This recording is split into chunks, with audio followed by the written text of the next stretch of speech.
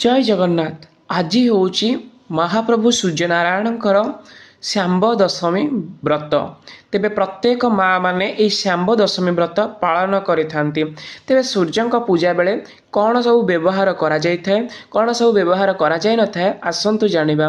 तेबे विशेष करी आपण मन रखंतु, प्रथमे होउची पुष्प। पुष्प भितरे सूर्यनारायण को टगर फूल अर्पण करा जाय न थाए। महाप्रभु सूर्यनारायण अति प्रिय होता है धवल पद्म एवं रक्त जबा मंदार पुष्प महाप्रभुंर अति प्रिय होता है। तेणुक आपण जो सूर्यनारायण पूजा करुँच से आपण टगर फूल को वर्जन करी गेंडू मंदार एवं पद्म फूल सोरिष फूल ए सब को अर्पण करंतु। बिरंची नारायण पुष्प ताकू भी अर्पण करंतु, अत्यंत शुभप्रद होता है। एवं सूर्य पूजा रे विशेष करी गुड़ व्यवहार करवा, तिल माने राशि व्यवहार करवा अत्यंत शुभप्रद होता है।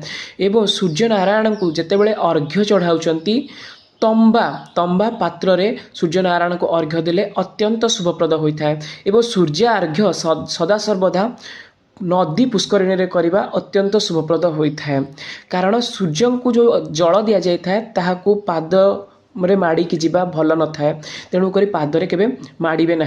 जदि आपण सूर्यार्घ्य देउचंती नदी पुष्करिणी नाही ताहले तुलसी वृक्ष जोठी लगा जाए चौरा मध्य ताहाकू अर्पण कले अत्यंत शुभप्रद होता है।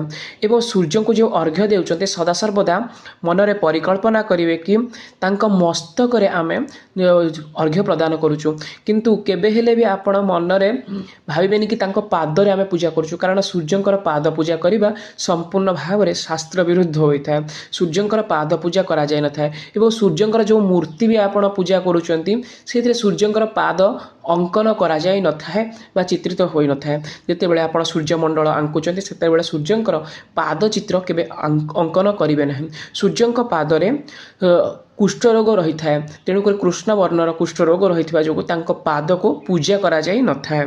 तेणुक आपण एटा को मानिबा दरकार। एवं सूर्य नारायण को जेतेबेले आपण भोग प्रसाद तैयारी करी अर्पण करुचंती ताहा जेते माने कौन होइथिबो ना कंचा चाउल रे तैयारी होइथिबो सेते भल। कारण अति पक्व होइथिबा माने खाद्य पदार्थ तांको अर्पण करा जाय न थाए। जोटा कि सूर्यंकर तापरे जोटा सृष्टि होता है, जो खाद्य तैयारी होता है ताहाको अर्पण कले अत्यंत शुभप्रद होता है। एवं आउ गोटे कथा मन रखंतु, सूर्य को केबे हेले अदा मिश्रित करी खाद्य अर्पण करिवे नाही। रहुची नमस्कार। जय जगन्नाथ, जय जगन्नाथ, जय जगन्नाथ।